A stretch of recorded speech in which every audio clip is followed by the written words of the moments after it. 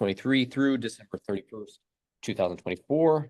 Val Alkire, George Batinger, Deb Block, John Brockman, Christopher Brodeen, Arthur Crandon, Martha Garcia, Daryl Gilmore, Ronald Jakey, Bob Grimes, Mary Holland, Ray Mitchum, Leslie Nichols, Russ Paul, David Scott, Cindy Smiley, Larry Southard, Robert Thomas, Trent Upod, Gene Weimers, John Warden. And approve Marshall County Medical Examiner term dates, Dr. David Bethel from January 1, 23 to December 31, 24. And that is the conclusion of today's consent agenda. Can I ask, is the date correct here, January 1st of 2023? Yes, it's yeah, because we didn't, it's a cleanup thing, getting it to have a continual date, so we don't have any break in our appointments. Very good. All right, then I'll make a motion to approve the consent agenda. I'll second that. We have the motion and the second. Do we have any discussion on any of those items? The election things I know are a little confusing. The 10 hires where we say full-time equivalent, a lot of that is part-time people. Some people work, part days, or they work Monday, Wednesday, Friday, because a lot of those are retirees. They don't want to work full-time. So they work what they want to and work around their other engagements. So that's why we say full-time equivalency. And we've got 10 folks in there. We do have some other back out of office folks as well. So that kind of explains that. Special Precinct Board helps with the absentee counting and other jobs. And so that's what the Special Precinct Board is. A lot of that depends on how many absentee ballots we have. So that is a number, of course, that we don't know yet. So that's yet to be determined. Sheriff, does this new hire, Taylor Bolt, does that fill all of your slots for jailers? Joel Phillips, Sheriff, Marshall County. It does not. Okay. We still are about 3 down. We are looking for female jailers. By Iowa code, we have to have a appropriate ration for female prisoners. So we have to kind of look at those demographics when we hire jailers. Taylor actually has been a lateral transfer from the Department of Corrections, comes with experience, has some military background also. So we are still working to recruit our jail staff to get them up to staff. So do you pay the female jailers less than the male jailers? Equal pay. I'm sorry. Pay an equal standard. Equal standard. Good.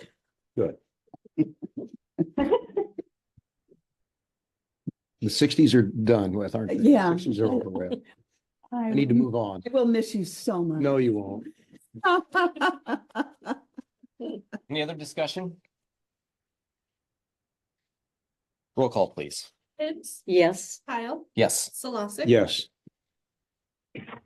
Number 7, approved purchase of a 2025 Polaris Ranger Crew XP 1000 North Star Edition for $30,044.95 and Kim Tech Medlike Transport MTD 103 Medical Transport Skid for $4,065.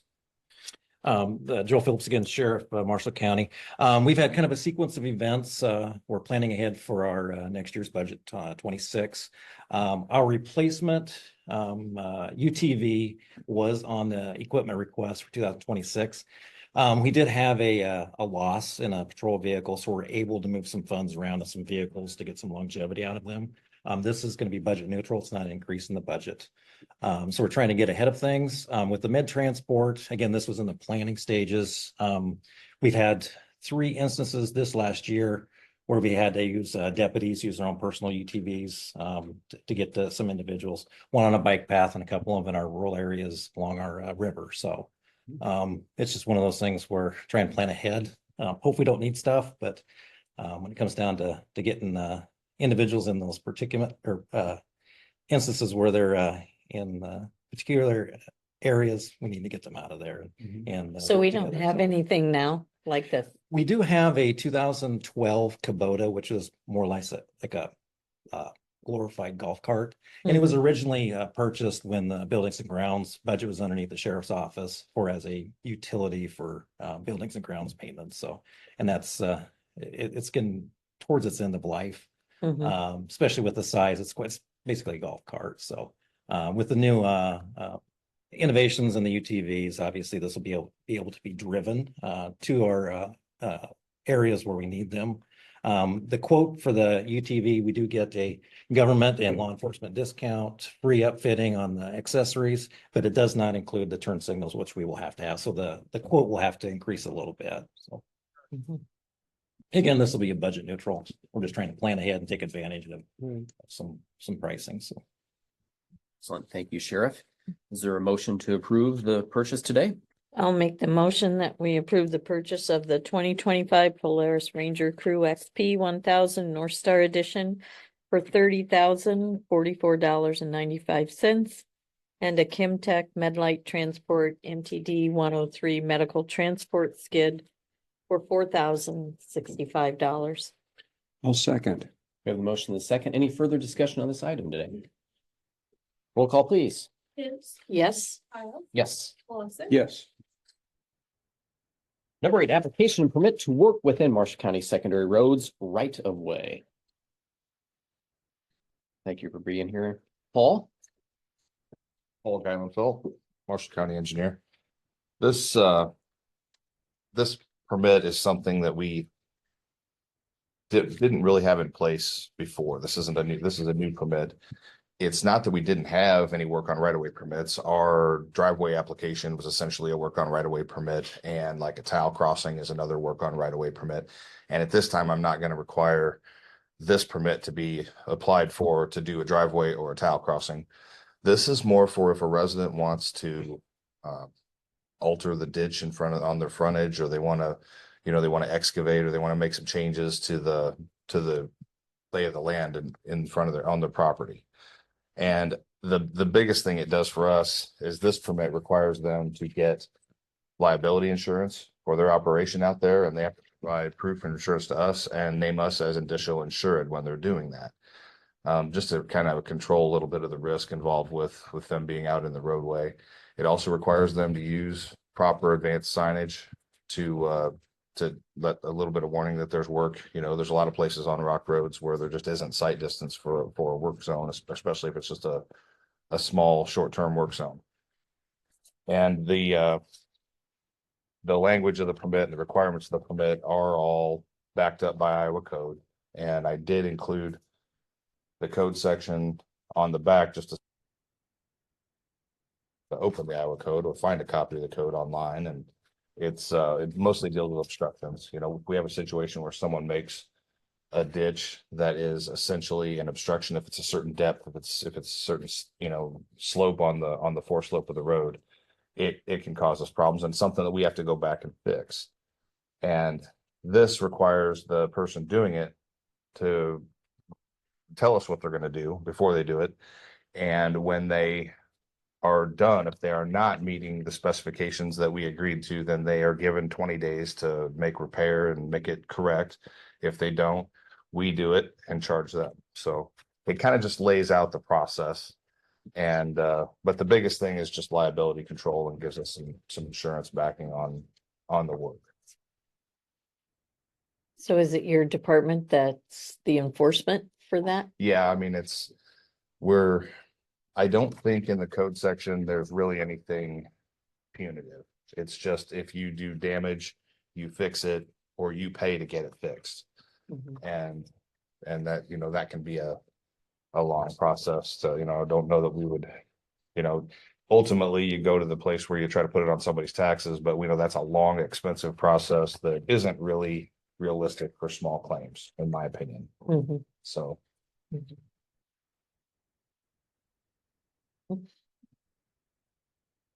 Excellent. Any further questions for Paul? Did we get a motion on this yet? I do not. No. We didn't. All right. I would make a motion then to approve an application and permit to work within Marshall County secondary roads right of ways. I'll second that. We have that motion in a second. Do we have any other further discussion? Roll call. Oh, The road, the right of way. We have that on record. The right of way is the easement that the county has for keeping and maintaining a roadway and the road ditch. And it's usually 66 feet width total. But it does vary and it's sometimes difficult to locate because we are seeing fences disappear countywide. Mhm. What does the 60 feet start at? The 66 is usually it's centered on the section line. So the issue is the road isn't always centered on the section line. But the basis of it is the section line in the center of the road. So it's generally 33 feet left and right of center. But the road sometimes migrates a little bit between that center, you know, on that center.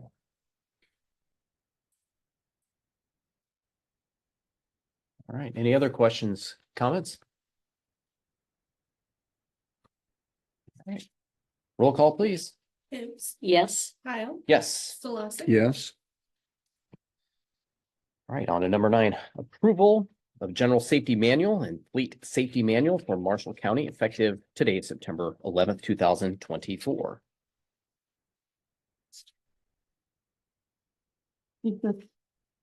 Looking at the attachments right here, did the safety manual get included?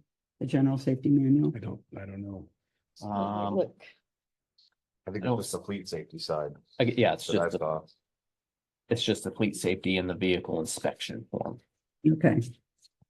And we do not have everything that we needed, and we should probably wait till next meeting. To do it all at one time. Mhm. Okay. Yeah. So the safety manual has went through the safety committee. The fleet safety has went through Paul and Bruce. And the form has went through Bruce and the committee. The rest of the folks, I'm gonna let Paul kind of speak. It's went through the shop some. The fleet safety thing, you know, it's from our meetings with our safety committee, we should have some type of That's what we just said. a pre-trip inspection. And so what you're seeing there for the pre-trip is we're really trying to pare it down to just the basics and the things that you know that we really need to know every time we get in a vehicle, and have enough that it means something, but not have so much that it doesn't get done, that it just gets, you know, glossed. Because you know that if you have an hour-long inspection before you take off, that things are going to get, you know, They're missed. not gonna do it.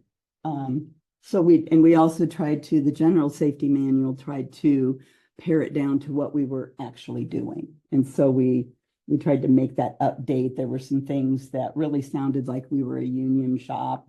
Because we had pulled that in from IMWCA. And Steve sits on that committee with us. And there were things in there that we just weren't doing. So we really tried to pare it down to what we were really doing. And updated that. And so it's a lot shorter. So I'm hoping that more people read it. So that piece of it. So we'll get that out and get everything attached next time. And so we can get that approved for everybody as well. I think Jeannie's got some printed, so we can hand those out to everybody so you can have it, so you can read it for next time. The inspection report, as far as walking around the vehicles, we've spent a lot of time on that to make it so it's something that will be usable and doable. So we're hopeful that the folks out at the shop will utilize this. I'm just getting this stuff from EMC for our October 1st insurance renewal. And we're kind of up on auto accidents again this year. And that's one piece that will help us is adding these inspections. And, you know, the rocks going off, maybe hitting someone windshield behind, some of those things will hopefully assist us. We do have the GPS now on the trucks, so I can't say, you know, oh, I got hit by a rock down by roads, and Paul can say, we didn't have any trucks down by roads today. You know, we've got a little bit of information that's going to assist us as far as Marshall County can go. So that's going to help us, I think, as far as insurance wise. And you'll see on the fleet safety side too, that we tried to take out anything that was just a cut and paste from Iowa code, because we don't need to sit around and reprint Iowa code.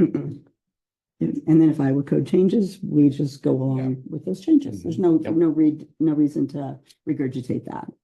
so Paul, do you have a plan then where you update, or when you bring on new hires, how do you orient them on what the what the process is. It's just that, it's just, we learn by doing in our department. That's the kind of Yeah. the only method that we can have.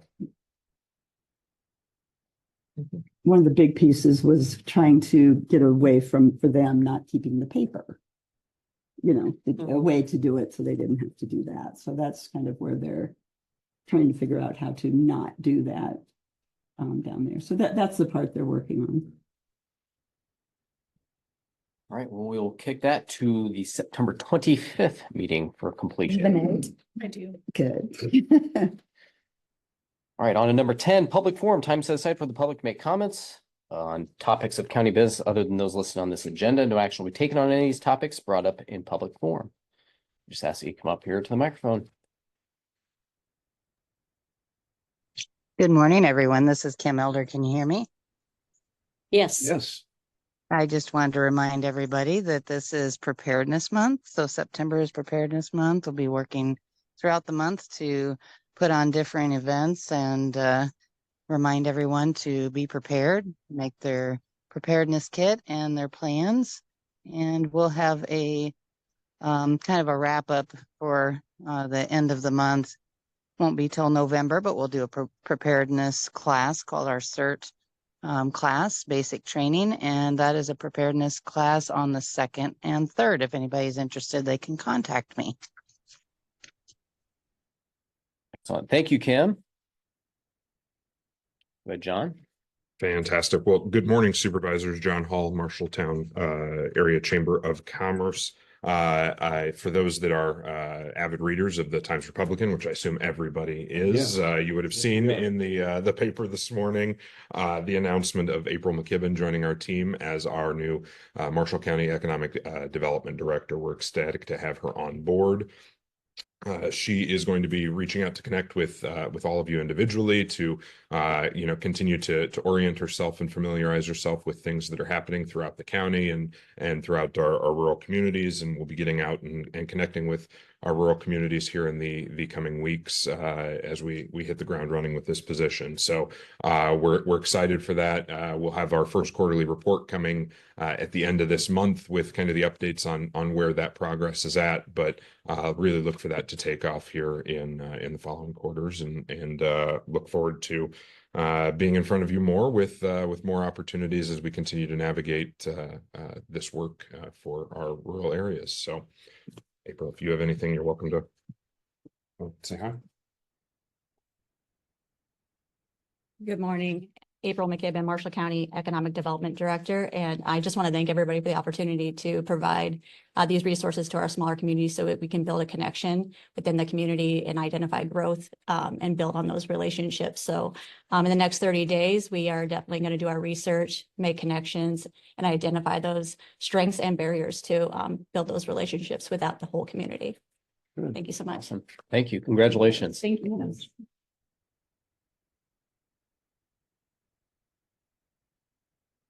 Any other public comment today?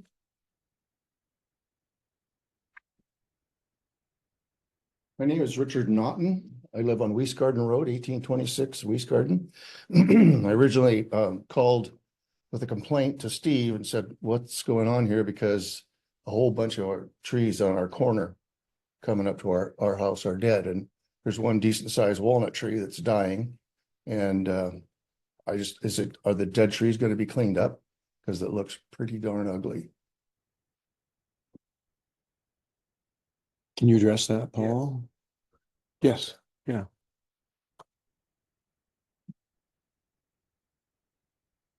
I'm familiar with where the trees are at, and we did do some spraying. We try to get trees that are in the right of way. We want to get those taken out because they are obstructions, and we will get them cleaned up. It's just something, the tree removal, we take care of that usually in the fall and winter when we have down times with other operations. So it's something that we piece in and fit where we can, but it will be done. Do we contract out? No, we do it. We do it with our own Yep. people. Yeah. Were there any effects of trees that were not in the right of way? Yes, there's there's a walnut about this big around that's dying, or at least one branch is. I'm assuming it'll kill the rest of the tree. And it's 75, 100 feet off of the roadway. So I was pretty disappointed that it happened. It looked like it was willy-nilly. Let's just spray everything. Yeah, we weren't targeting anything outside the right of way for sure. So if that was because of us, it was an error. I also have a concern about, I talked to the board of supervisors before about this, just down the road from our house. There's a curve and there's a ditch in front of our neighbors. It holds water for a long time. There's a culvert there. It doesn't allow it to drain because it's clogged up. And it's just a mosquito haven. Is that south of your place? Yes. We've looked at that several times, but that is going to involve some work that needs to be done outside of the public right of way to get that to drain, because the waterway is, it's fairly well timbered and it's silted in quite badly. But if the culvert was cleaned out. It's just standing water even on the outlet side too. So it's the waterway is what's not allowing the water to get away. So what has to be done to fix that? Well, the landowner would either have to open it up, or we would have to get a temporary easement to go work on their property and get that to drain. Okay. That would be appreciated. Who owns that? Donovan Geiken did, but I don't know who owns it currently. I met him one time, but I didn't get his name. Hmm. Thank you. Mhm. James, can you click on the triangle there and tell us who owns that? Oh, Alan Burke. Alan. And if I have a video took a video of it this morning if you want to see it. I'm on my phone. Okay. Yeah, show us that right after the meeting. Any other public? Yep, go ahead.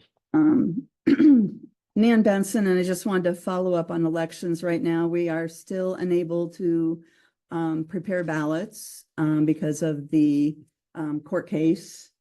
They're hoping the Supreme Court, I believe, is going to make a decision by this evening, and we're very hopeful they will, so that because the military ballots are supposed to be emailed out by next Saturday. So we're now down to 10 days to get those created and done. So we've lost about 10 days so far. So, but we're hopeful we can get that all completed. Of course, they don't give us any extra days, but is what it is. But just wanted to kind of alert the public that when that's happening, that's what it does to our office, is cuts our time in half, is where we're at. So everyone cross their fingers that they make a decision by tonight, Okay. as they said they will. All right. Anything else? All right. Hearing none, we'll move to adjournment. Next regular session is Wednesday, September 25th. Here at the courthouse first floor meeting room, 1 East Main Street. All business to be acted upon at that session should be submitted to the county auditor and recorder's office or board of supervisors office by Wednesday, September 18th at noon. There being no further business to come before the board, meeting is adjourned at 9:28 a.m. Thank you very much, everybody. Have a great day.